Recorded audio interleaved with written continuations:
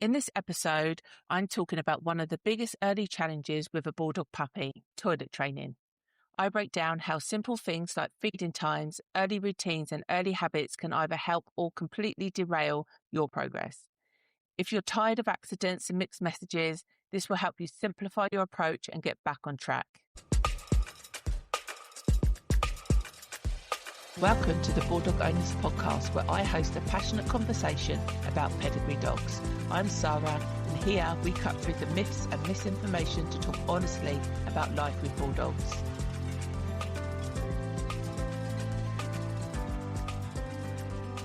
Good day, people. It's another walk and talk. I have King, who is my very strong and persistent male who likes to pee on everything, stop at everything, pull on everything. So he's walked on a short lead because so I have control over him, and he's actually walking with his auntie Rissa, and she's sensible, so she's on a flexi lead. Quite nice to walk. But yeah, King's just a little bit more playful. Obviously now he's what is he? I think he's coming up to 18 months or 17 months, maybe 16 months.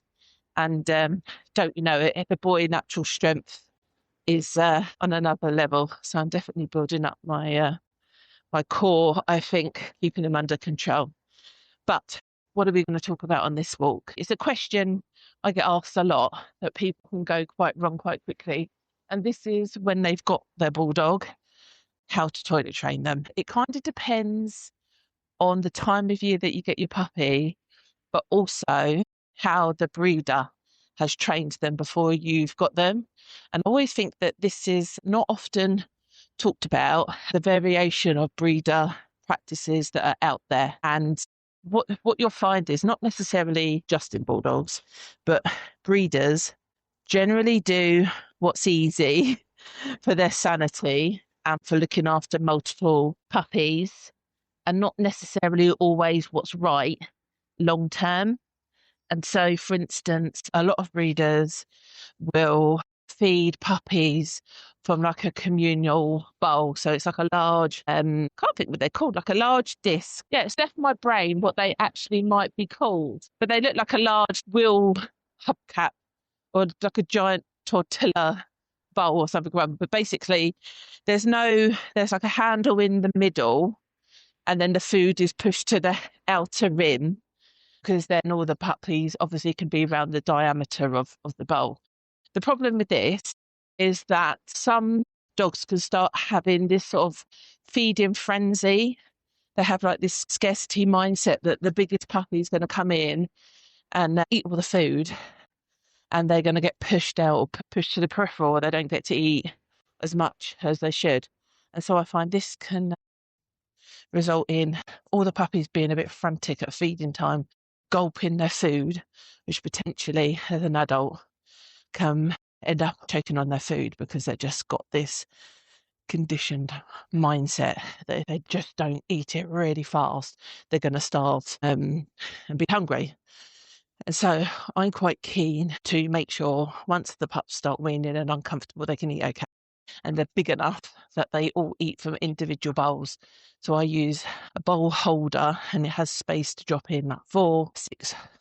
I think 6 is the biggest. It might be an 8 one. But you drop these individual bowls in, which obviously means a lot of washing up. Obviously, from a hygiene point of view, it now means that you've got 4, 6, 8 bowls to wash up and just one.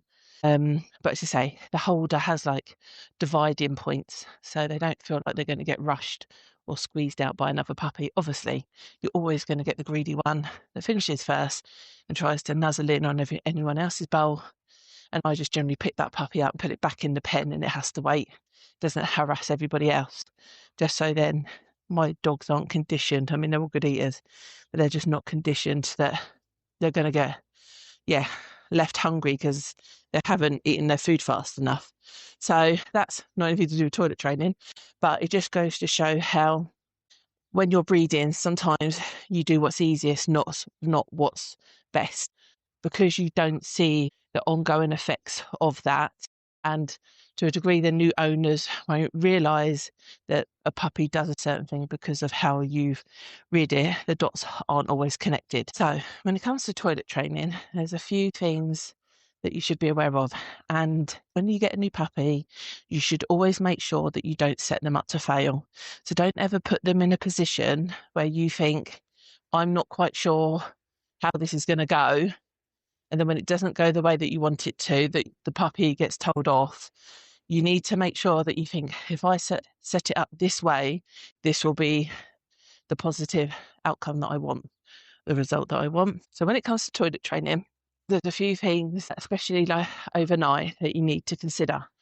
But there's a school of thought. Many breeders will use puppy pads because that's what's easiest for them. Some of them, I don't know, back in the day, used sawdust, ripped up tea bag bales, newspapers, washable puppy pads. Nowadays, some people use pellets and what else? And even turf. Some of them buy these little like turf trays and try and mimic the garden as much as possible, which is amazing. Ideally, you want, once the pups are confident enough to go out in the garden, generally, I would say 4.5, 5 weeks, they can be trotting out there. You want them going outside as much as possible. So, especially when I've got summer pups or spring summer pups, the feedback that I get from my puppy owners is they go, oh, he just loves the garden. They love the garden, the garden, the garden, the garden. And that's because they know once we get up in the morning, we all run out and they go for a wee and a poo outside. As soon as they're up from sleep, even during the day, they're out for a wee and a poo. Even once they've eaten, sometimes I even feed them al fresco. They get fed outside anyway. And then they can just toilet all outside. I'm all for getting them outside as much as possible because you're setting up how you need to go on, isn't it? If you use puppy pads, then what you're doing is you're training the puppy, the dog, to say, oh, it's actually okay to toilet in the house when it isn't. It's just that's an interim protocol or method, but they don't know that, do they? So more for outside, the earlier the better. More difficult in winter months because, it could be too cold, too wet, too soggy. And then, puppy pads have to be used or whatever method they decided on. But there are a few things that you should consider. So I generally say to my puppy owners, especially at night, if they're not clean until they're 4 months old, you either have one of a few choices. There's no point, you want your puppy to be clean overnight. There's no point waiting for them to wake up crying. By the time you've got downstairs, they've already toileted, for you to get them out and give them kisses and hugs because you just woke up and you're trying to comfort them. That's not going to toilet train your puppy. If you're incessant that your puppy doesn't toilet overnight while it's young, and obviously they've got tiny bowels and tiny bladders, realistically, you're asking for the unrealistic. I mean, it's like saying I want a baby, but I never want to put nappies on it. It's not going to happen. But if that's your school of thought, then you need to proactively manage that situation. And you need to go, right, I'm going to set my alarm for 4 hours' time. And I'm going to go down there. I'm going to wake the puppy up from its slumber. I'm going to take it outside. I'm going to stand outside. I'm going to use a cue word. So I don't know, toilet, wee-wees, whatever word you want to use. Obviously not, you don't really want to use good boy or good girl until they've actually done what you've needed them to do as a reward. But you're going to stand out there, come rain, snow, sleet, storms, all the things until they go. And then somehow you're going to expect them to just want to go back to sleep and be content, even though you woke them up. So I think that's a weird practice to have. But if that's what you want to do, you do it. My recommendation would be that you go to bed at whatever your normal time is. You understand that puppy, you might wake up to wee or poo, and that you just tidy it up. You ignore the behaviour, you just tidy it up, and you get on with your day when you wake up in the morning. Because what I find is that once they get to 4 or 5 months, they're naturally going to stop toileting anyway. Now, you need to be sensible around managing the bedtime routine. I think now we all understand as humans, we're meant to have a morning routine. The most efficient people on this earth have a morning routine and a bedtime routine, like no blue light. And when you wake up, you're meant to see the sun within the first 5 minutes and all this kind of jazz, all beneficial to the circadian rhythm. So what is your bedtime routine for your puppy? And the things you need to think about is, when are you feeding them?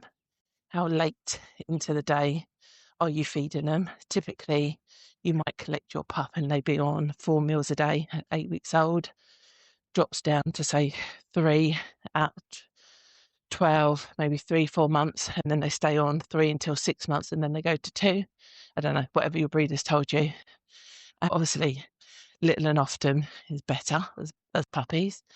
You need to think about what time is their last meal, and realistically, how is that going to work through their body and their bowels to when they might want a toilet. I think there's actually even an app available where you sort of log the toilet habits of your dog, and it would tell you when they're most likely to go.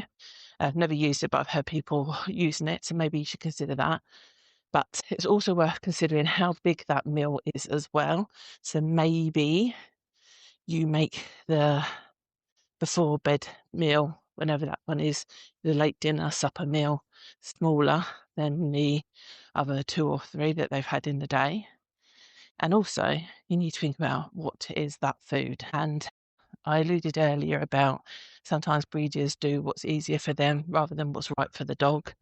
I am very much a pro raw feeding breeder because I believe the more natural you can keep a dog's nutrition and no ultra processed foods, which is what kibble is. I think kibble is like a McDonald's.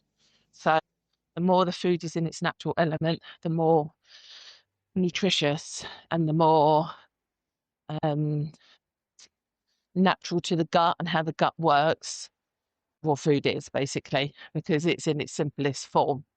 No different to us cooking from scratch, basically, rather than eating ready meals or takeaways. Now, what you put in is what you get out. So if you're getting crazy poos and they're all sloppy and consistency is crazy, then you seriously need to look at what the dog's being fed. And many breeders will opt for kibble food because it's cheap and easy. You just buy a massive, 18 kilo bags now, breeder bags. That'll get you 2 bags of those will get you through. So when the pups leave, off they go.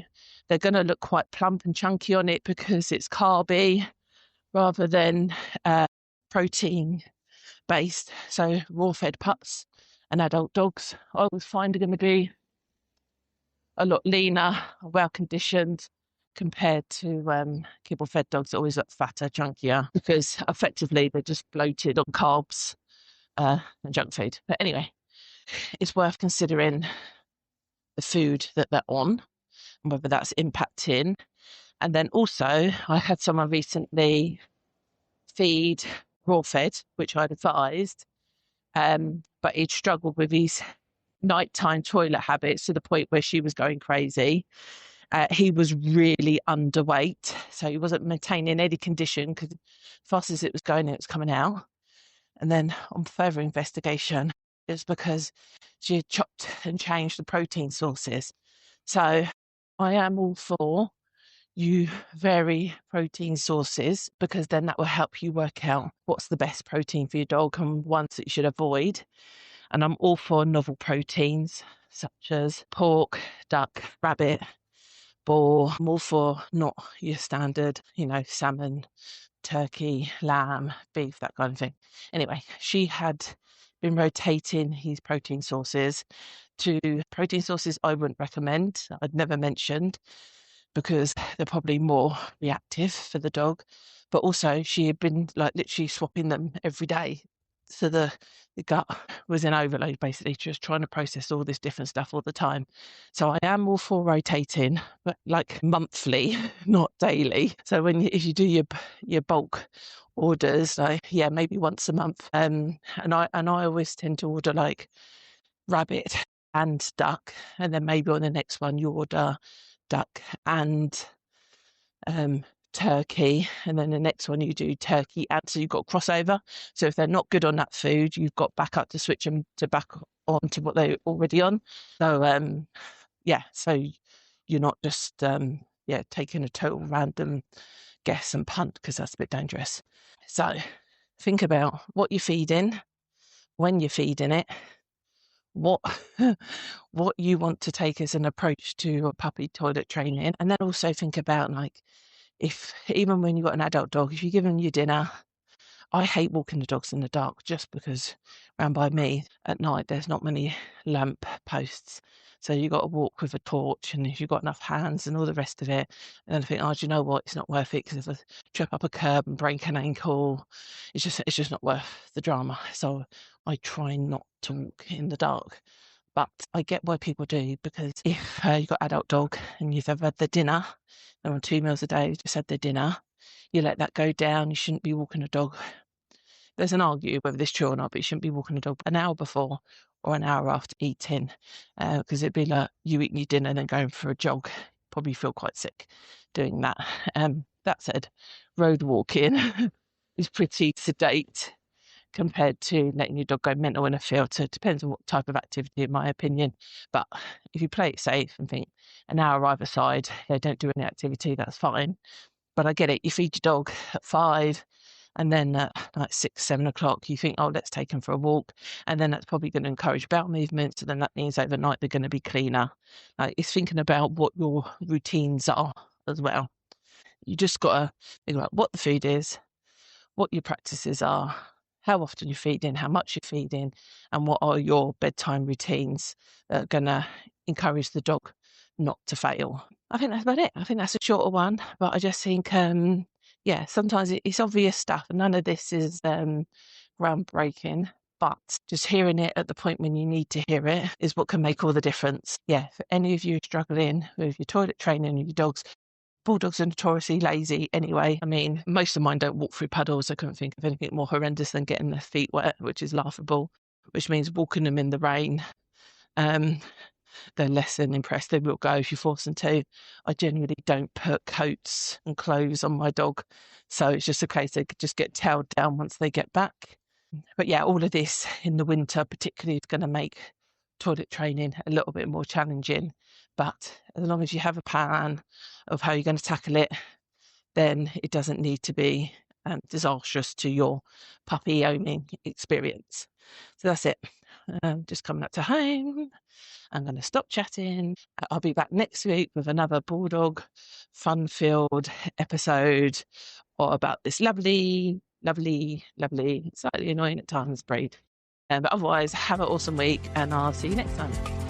Before you go, head over to bulldogownersclub.com if you fancy a bit of support with your dog, help finding a puppy, or joining one of our fortnightly informal chatty community calls.